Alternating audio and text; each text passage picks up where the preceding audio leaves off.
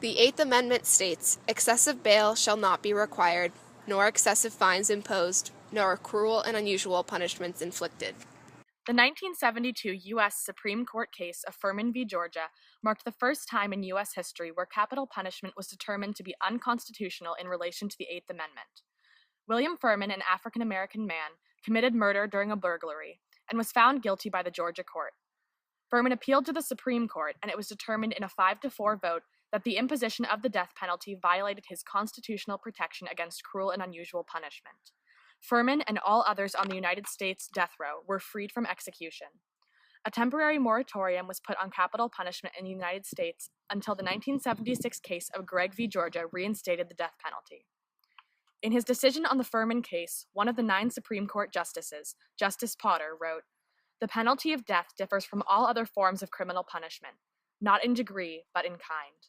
It is unique in its rejection of rehabilitation of the convict as a basic purpose of criminal justice.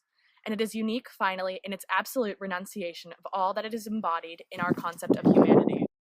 So, okay, you don't have capital punishment for somebody who murders one person, but you do if they murder 3. No, I don't think that's really a way to effectuate justice.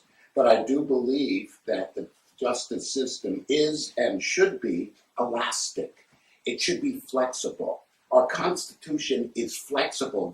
It's a living, breathing document that has application today, and that's what the judges do. They apply it today. It's being applied to computers and searches of computers. They didn't know about computers when they wrote the Fourth Amendment to the Constitution.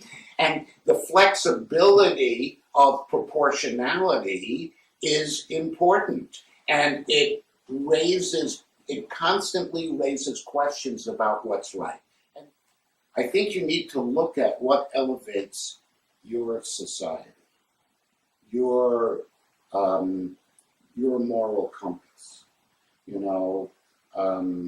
Japanese have a saying, when you search for vengeance, you dig 2 graves. Meaning that you're killing part of yourself as well. You're denigrating part of yourself. Despite many efforts, there is no evidence that the death penalty deters crime. Many states that have recently abandoned the death penalty actually have lower crime rates than ever before. Capital punishment is no more of a deterrent than life imprisonment. Murders are either impulsive or thought out past the point of caring about consequences. The death penalty is less about safety and more about revenge. If someone is locked up for the rest of their life on life sentence without parole, they are no longer a threat to society. So why kill them? Why is America still stuck on the concept of an eye for an eye? Well, is capital punishment effective? It depends what you mean by effective. Is it effective at deterring crime? No. Do you think people who are serial killers or who murder on the spur of the moment are thinking, oh, I could go to the gas chamber or get electrocuted, I better not pull the trigger? No, they're out of control. They are crazy sociopaths, psychopaths. They are disadvantaged. So it's not effective in stopping that crime. Does it work as a deterrent? The statistics don't support that. I mean, they've done studies and it just doesn't support it. I think in actuality, the fear of being in a 5x7 cage for the rest of your life might be more of a deterrence because you're experiencing it, you're living it for 50 years or so.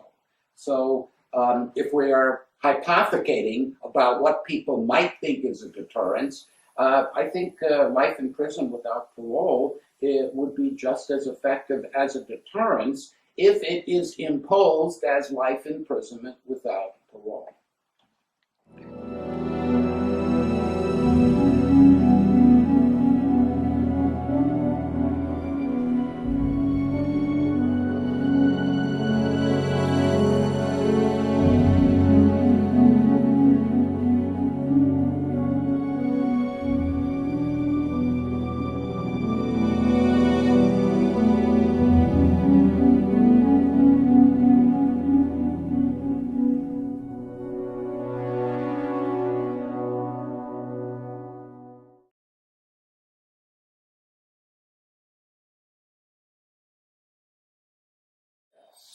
Is it moral within my universe? Yes, but it's not right.